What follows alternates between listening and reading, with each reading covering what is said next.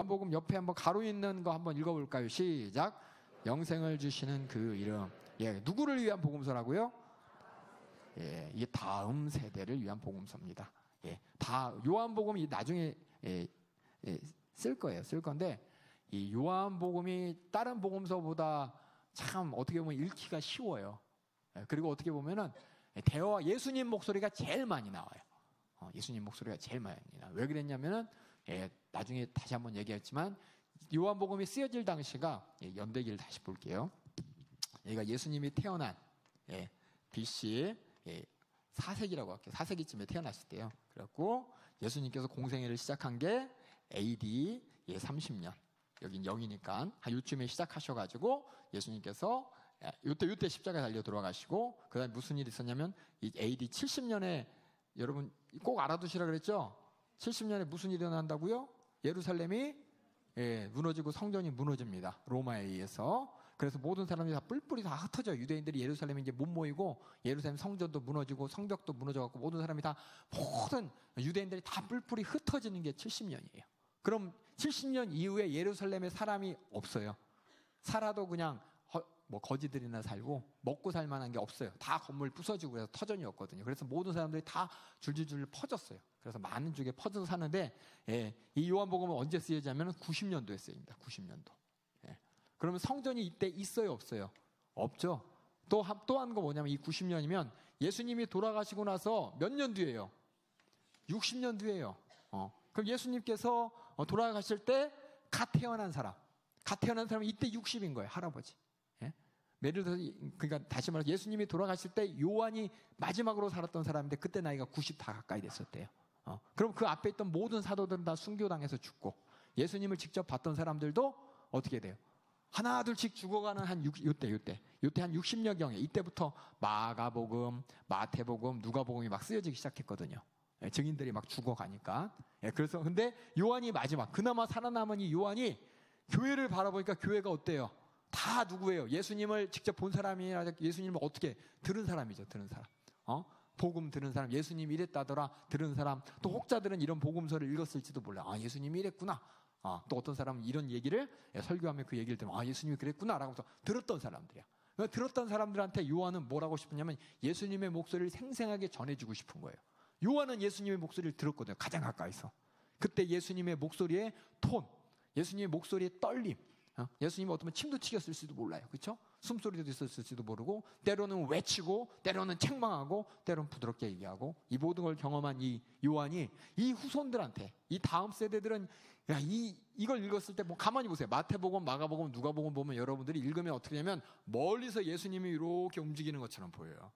한번 직접 읽어보면 예수님께서 태어나시고 공생애 시작하시고 쭉쭉쭉 십자가에 달려 그랬구나 라고 좀 멀리서 보이는데 이 요한복음은 예수님 바로 옆에서 예수님 바짝 보는 것처럼 이 모든 예수님의 대화, 예수님의 뭐 숨소리, 예수님이 강조한 점 이러다 보니까는 내용이 조금 틀린 것 같지만 더 가까이 예수님의 모습을 자세히 나타내는 게 요한복음인데 누굴 위해서 그러냐? 바로 다음 세대들을 위해서. 다음 세대들이 그 예수님을 온전하게 인격적으로 받아들이기 위해서 요한복음은 예수님의 대화가 되게 많아요. 그래서 어떤 성경책 보면 예수님의 목소리가 빨간색으로 써 있는 거 있잖아요. 다른 복음서에 보면 예수님이 떠떠듬 이렇게 얘기하시거나 아니면 크게 한번 가르칠 때 얘기하는데 요한복음을 보면 반 이상이 빨개요. 예수님 목소리만 되게 많아요. 특히 예수님께서 대화한 얘기, 예수님이 많은 사람한테 얘기한 얘기. 그래서 예수님께 한번 얘기를 딱 하면은 멈추지 않고 쭉 하는 얘기.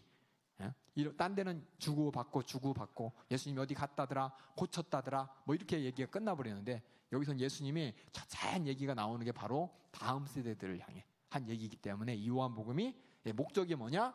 바로 이렇게 이때 쓰여진 걸 여러분 생각하시다. 요한복음 읽을 때 이 당시 읽었던 사람들은 다 어떻게 해요? 복음을 믿고 성령 충만해서 믿음을 가졌는데 가졌지만 예수님의 그 생생한 목소리를 들을 수 없는 그들에게 이 요한복음은 예수님의 생생한 목소리를 전해주기 위해서 이 내용을 가만히 보면 이 복음서랑 조금 틀리게 예수님의 속 깊은 얘기가 계속 나옵니다.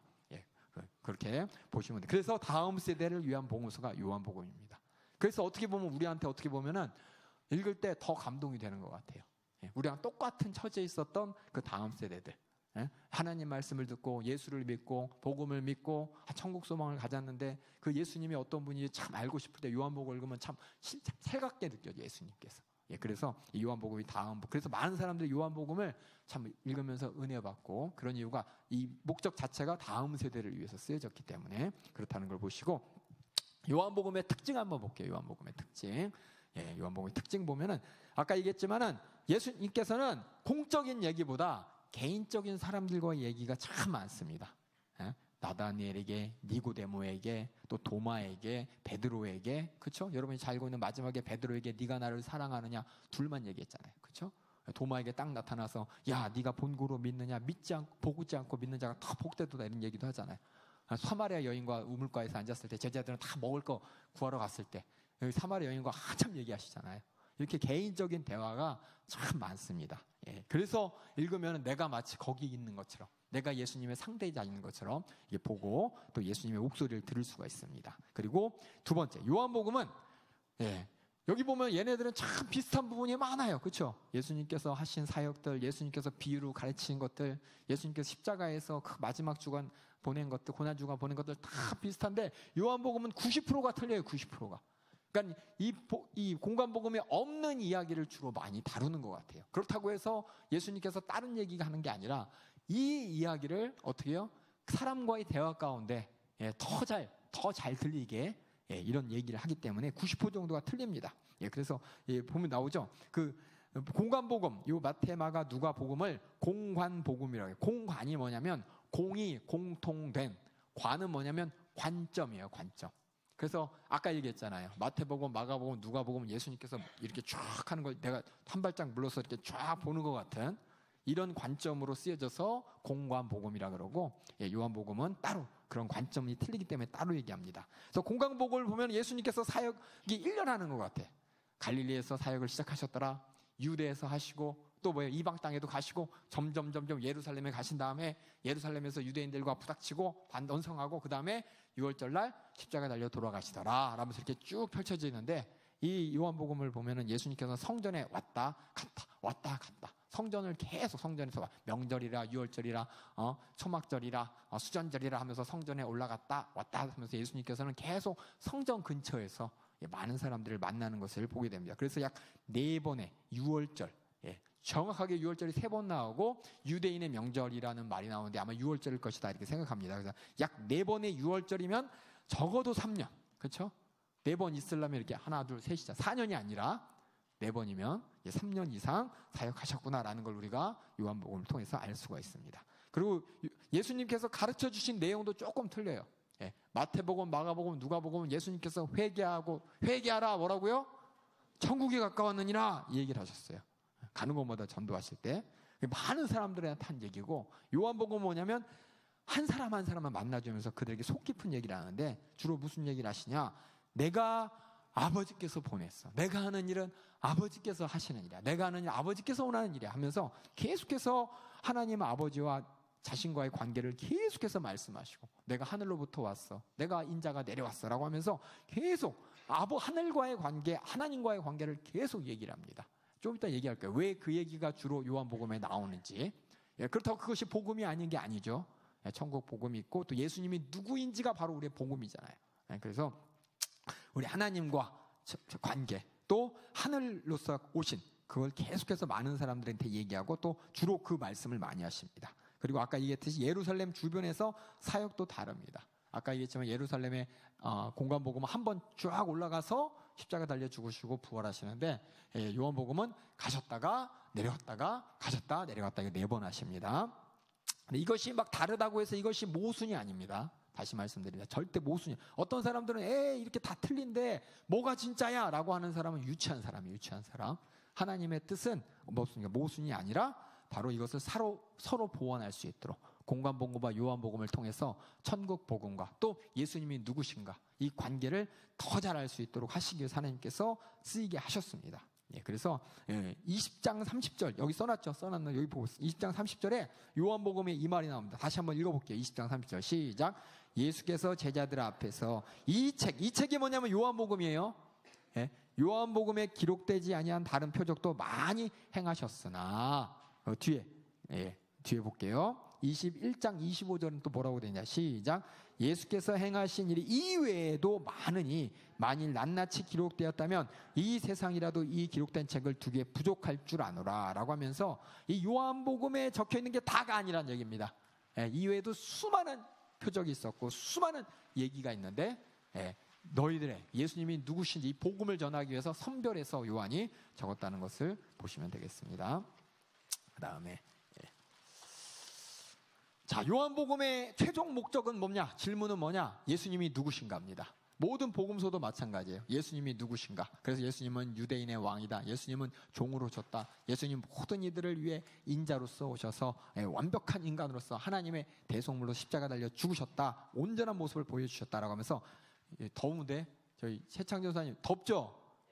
좀 더운데 좀 틀어주세요. 제가 제일 더워요. 죄송합니다. 그래서 예수님이 누구신가에 대한 이걸 얘기하는데 참 요한복음은 여러 가지 참 힌트가 있고 참 조직적으로 막 쓰여진 게 아니라는 게 여기서 나와요. 보면은 777 있어요. 777. 777. 요한복음 안에 보면은 예수님이 누구인지 7명이 얘기합니다. 그리고 7개의 이적이 나타나고 7개의 내가 누구다라는 것을 선언을 해서 어떻게 보면 777. 37이네요. 그렇죠? 가방도 아닌데. 세메길인가요? 하여튼 이런 777. 그러니까 이 얘기 뭐냐? 요한복음에 그냥 막 쓰여진 게 아니라 7이라는 게 선지 창조가 며칠 만에 완성됐죠? 6일 하고 하늘로 안식하셨잖아요. 일주일이잖아요. 이 7이라는 게 완벽한 숫자입니다.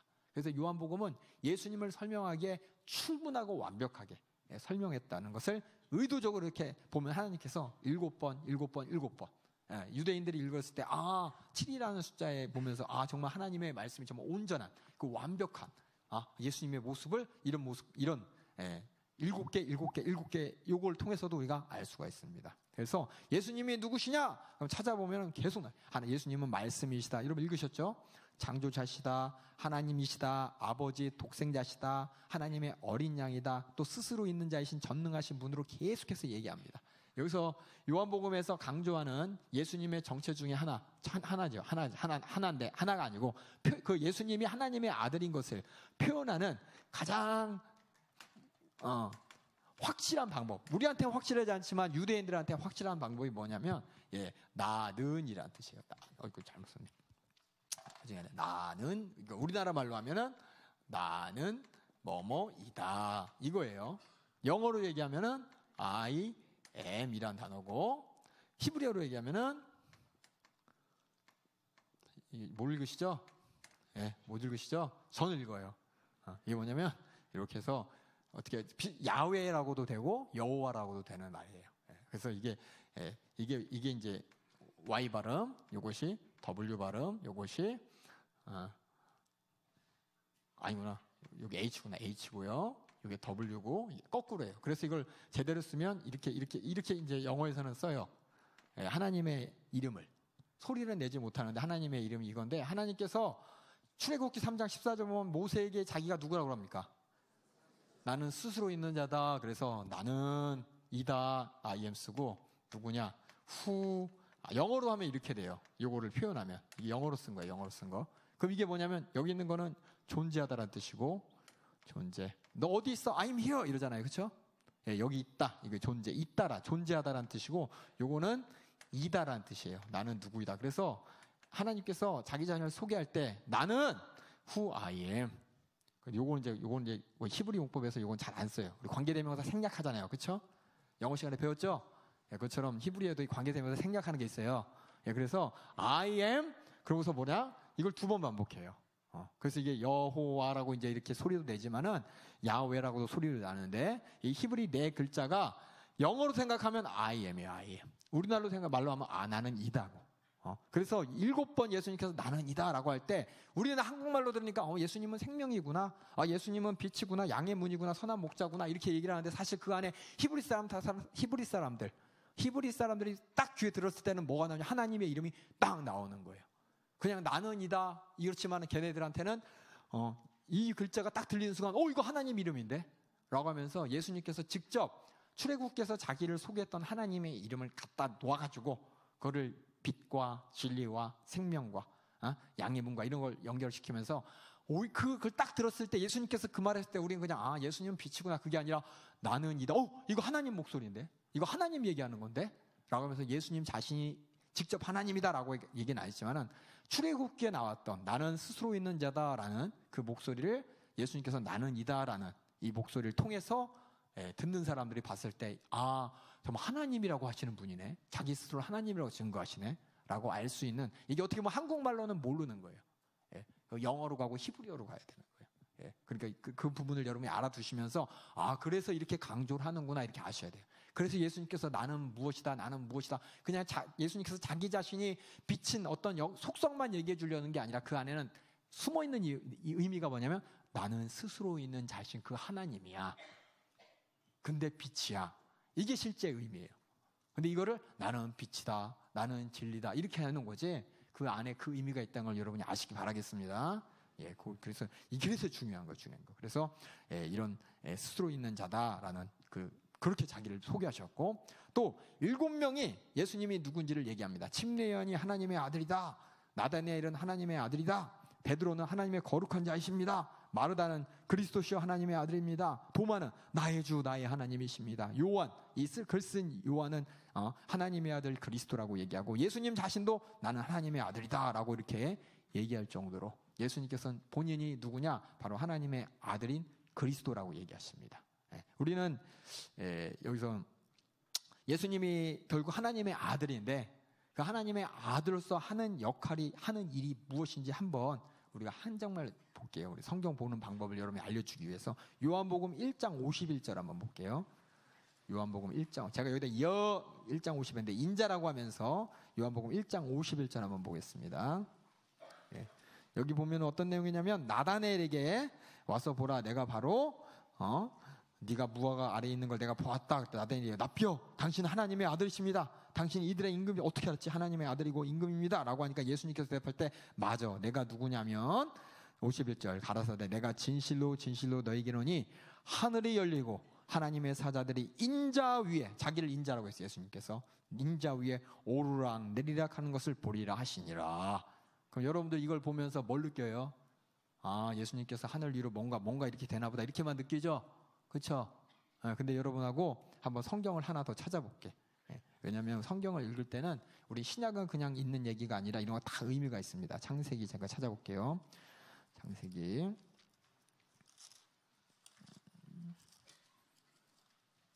이 1장 51절 여러분 다시 한번 읽어보겠습니다. 1장 51절 시작. 다시 시작.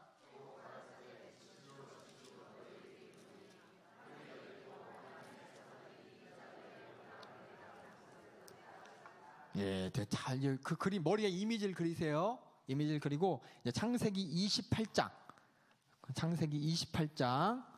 우리 10절부터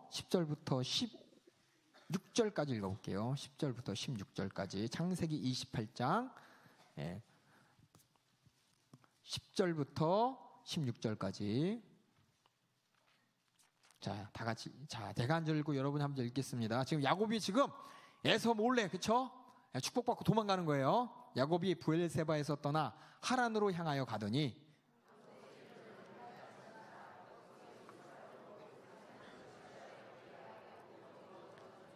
꿈에 본즉 사닥다리가 땅 위에 섰는데 그 꼭대기가 하늘에 닿았고, 또 본즉 하나님의 사자가 그 위에 오르락 내리락 하고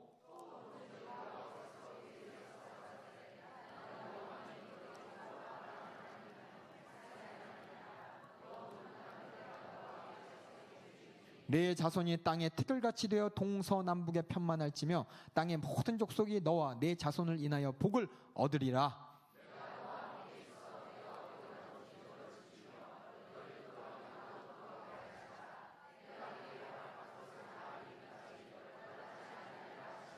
다 읽겠습니다. 야곱이 잠에 깨어 가로되 여호와께서 과연 여기 계시거늘 내가 알지 못하였도다. 이 그림이 똑같죠? 사닥다리 있고 청사가 오르락내리락 하는 거.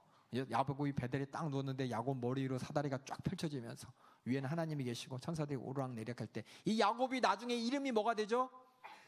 이스라엘 되죠. 이 야곱을 통해서 뭐예요? 이스라엘 백성들이 나왔죠.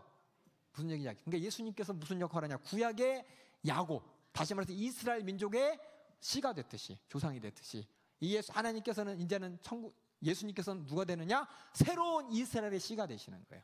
예수님을 통해서 하나님의 백성들이 쫙 다 복받는 그 하나님의 백성 우리가 된 거예요. 우리가 된 거. 야곱은 12지파밖에 안 됐지만은 이스라엘에 예수님을 통해서 예수 믿는 자는 누구나 다 하나님의 복받는 자녀가 됐으니 바로 1장 51절 이것이 우리 그냥 무심코 읽었지만은 이 안에 뭐가 있냐? 아, 구약의 야곱에게 했던 하나님의 약속, 그 약속이 이제 예수님을 통해서 우리에게 이루어지는 그 예수님의 정체가 지금 나타나는 거예요. 근데 우리는 이걸 읽을 때 그냥 읽었죠? 뭔가 좋은 일이 생기나 보다. 뭔가 하늘에 이렇게 연결돼서 좋은 일이 생기나 보다 하는데 이것이 뭐냐? 성경은 요한복음은 철저하게 구약하고 다 연결돼 있어요. 요한계시록도 그러고요. 그래서 구약을 알아야 요한계시록을 잘 이해할 수가 있죠. 그냥 없이 그냥 요한계시록만 갖고 엉뚱한 얘기하는 사람 많아요. 모든 내용은 성경 안에 있는 내용입니다. 이렇게 예수님께서 자신이 누구인지 그걸 인자라는 단어를 써서 말씀하셨습니다. 바로 야곱에게 했던 하나님의 약속이 이제 예수님을 통해서 진짜 구체화되는 그 하늘의 사닥다리 같은 분이다라는 것을 우리가 알게 되고, 그 다음에 예수님 자신을 그렇게 소개했고, 그 다음에 성경 이 요한복음에 7개의 표종이 나타납니다. 이 공관복음 보면 예수님께서 가는 데마다 병 고치고 가는 데마다 이적을 베푸시고 그냥 한도 없이 되게 많이 나와요. 그렇죠? 셀 수도 없게 나오고 5,000명도 먹이시고 4,000명도 먹이시고 또 눈도 많이 띄시고 그렇죠? 같은 사역도 많이 하시고 벙어리도 뜨게 눈둥이도 고치고 뭐 말로도 할 수 없어. 그런데 여기 딱 7개가 나오는데 그 7개 왜 7개냐? 7개면 충분하기 때문에. 아까 7이라는 게 온전한 숫자라 그랬어요. 하나님의 온전한 숫자. 7개 이적이면 충분합니다. 예수님이 누군지 소개하는데. 그래서 예수님께서 가나안 혼인잔치에서 물을 포도주로 변하고 또 왕의 신하를 고치고 또 베데스다에서 병자를 고치고 5,000명을 먹이시고 바다 위를 걸어가시고 소경을 보게 하시고 나사로를 살리시는데 그냥 그랬다가 아니라 이걸 가만히 읽어보면 각각의 의미를 통해서 예수님이 누구인지를 다시 나타내는 거예요. 그 이적을 통해서 이적의 사건이 그냥 그랬구나가 아니라 그 이적 안에 숨어있는 하나님의 뜻과 예수님이 누구인지가 정체가 드러나는 게 바로 이 요한복음입니다. 그래서 요한복음이 어떻게 보면 되게 어려운 것 같은데 이런 힌트들을 이미 알고 힌트들을 쫙 알고 읽으면 너무 재밌어요. 정말 아다고가 딱딱딱 맞고, 영화 같은 데 보면 이렇게 그 있잖아요. 숨어 있는 거 있잖아요. 숨어 있는 내용들. 그쵸? 뭐라 그러죠? 그걸?